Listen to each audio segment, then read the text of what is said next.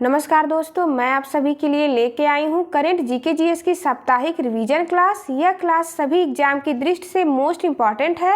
सप्ताह के सभी इम्पॉर्टेंट क्वेश्चन को इसमें शामिल किया गया है। चलिए शुरू करते हैं। हमारा पहला प्रश्न, ऑल इंडिया रेडियो के संबंध में निम्नलिखित कथनों पर विचार कीजिए। पहला है, यह आधिकारिक तौर पर 1936 में अस्तित्व में आया था। दूसरा, इसका आकाशवाणी नाम 1956 में अपनाया गया था। उपर्युक्त में से कौन सा कथन सही है? इसका राइट आंसर है ऑप्शन सी, 1 और 2 दोनों। अगला प्रश्न देखते हैं। पोखरण परमाणु परीक्षण सेकेंड से संबंधित निम्नलिखित कथनों पर विचार कीजिए। पहला है, यह परीक्षण 1998 में किया गया था। दूसरा, इसका कोड नाम स्माइलिंग बुद्धा था। इसका राइट आंसर है उपर्युक्त में से कथन सत्य है केवल एक।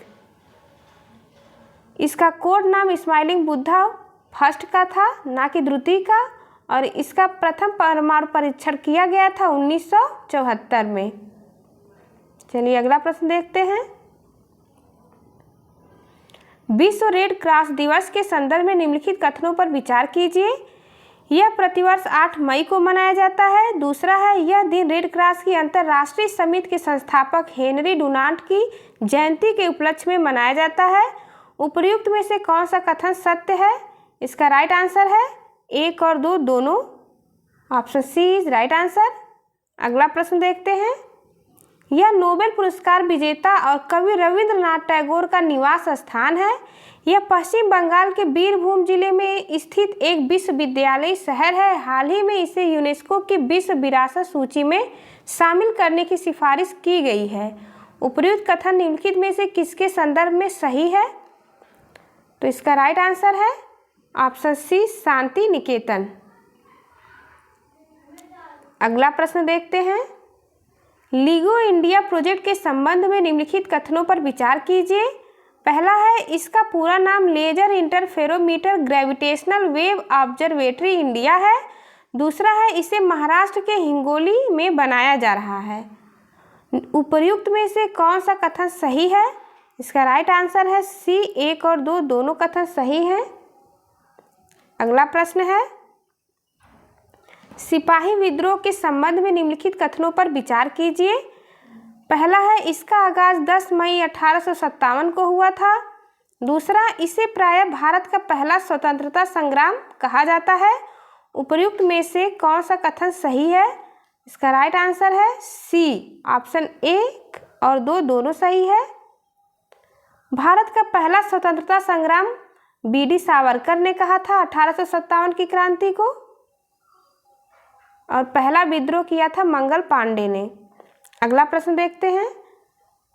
पौंड टैक्सी के संदर्भ में निम्नलिखित कथनों पर विचार कीजिए। पहला है, उत्तर प्रदेश के लखनऊ में भारत की पहली पौंड टैक्सी शुरू की जाएगी। दूसरा है, यह एक छोटे ऑटोमेटिक स्कूटर की तरह होता है। उपर्युक्त में से कौन सा कथन सही है? इसका राइट आंसर है डी, ना तो 1 ना ही 2 दोनों कथन असत्य है। उत्तर प्रदेश के लखनऊ में यह पौंड टैक्सी नहीं शुरू की जाएगी, उत्तर प्रदेश के नोएडा जिले में शुरू की जाएगी। अगला प्रश्न है,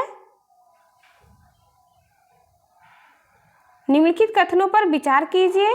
पहला है, थैलेसीमिया बाल सेवा योजना 2017 में शुरू की गई थी। दूसरा है, विश्व थैलेसीमिया दिवस हर साल 8 मई को मनाया जाता है। उपर्युक्त में से कौन सा कथन गलत है? इसका राइट आंसर है न तो 1 न ही 2 दोनों। अगला प्रश्न, हाल ही में निम्नलिखित किस एथलीट ने दोहा डायमंड लीग में प्रथम स्थान प्राप्त कर खिताब अपने नाम कर लिया है? इसका राइट आंसर है बी, नीरज चोपड़ा ने। अगला प्रश्न देखते हैं। भारत थाईलैंड समन्वित गश्त से संबंधित निम्नलिखित कथनों पर विचार कीजिए। पहला है, 2023 में इसका 35वां संस्करण आयोजित किया गया है। दूसरा है, यह द्विवार्षिक आधार पर आयोजित किया जाता है। उपर्युक्त में से कौन सा कथन सही है? इसका राइट आंसर है सी, 1 और 2 दोनों कथन सही हैं। अगला प्रश्न, हाल ही में चर्चा में रही आई ड्रोन पहल निम्नलिखित में से किसकी पहल है? इसका राइट आंसर है ए, भारतीय आयुर्विज्ञान अनुसंधान परिषद यानी ICMR की पहल है। अगला प्रश्न है,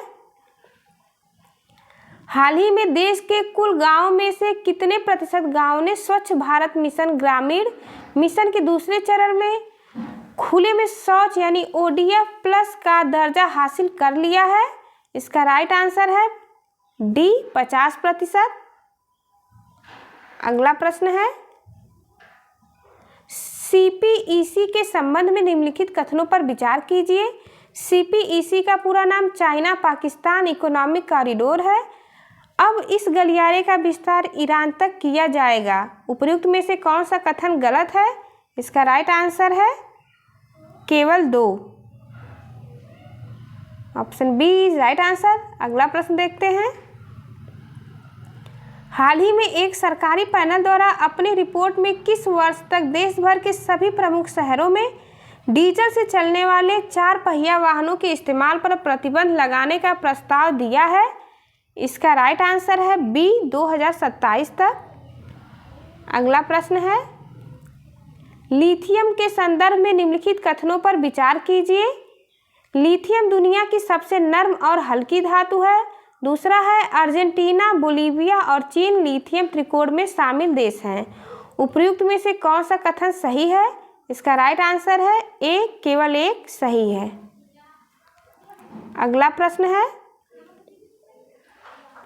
हाल ही में नई दिल्ली में पोषण भी पढ़ाई भी नामक राष्ट्रीय कार्यक्रम का आयोजन किया गया। यह किस मंत्रालय की पहल है? इसका राइट आंसर है डी, महिला एवं बाल विकास मंत्रालय की पहल है। अगला प्रश्न देखते हैं, अरब लीग के संदर्भ में निम्नलिखित कथनों पर विचार कीजिए। पहला है, इसे औपचारिक रूप से लीग ऑफ अरब स्टेट्स भी कहा जाता है। दूसरा है, हाल ही में संगठन में तुर्की की सदस्यता पुनः बहाल कर दी गई है। उपर्युक्त में से कौन सा कथन सही है? इसका राइट आंसर है ए, केवल एक।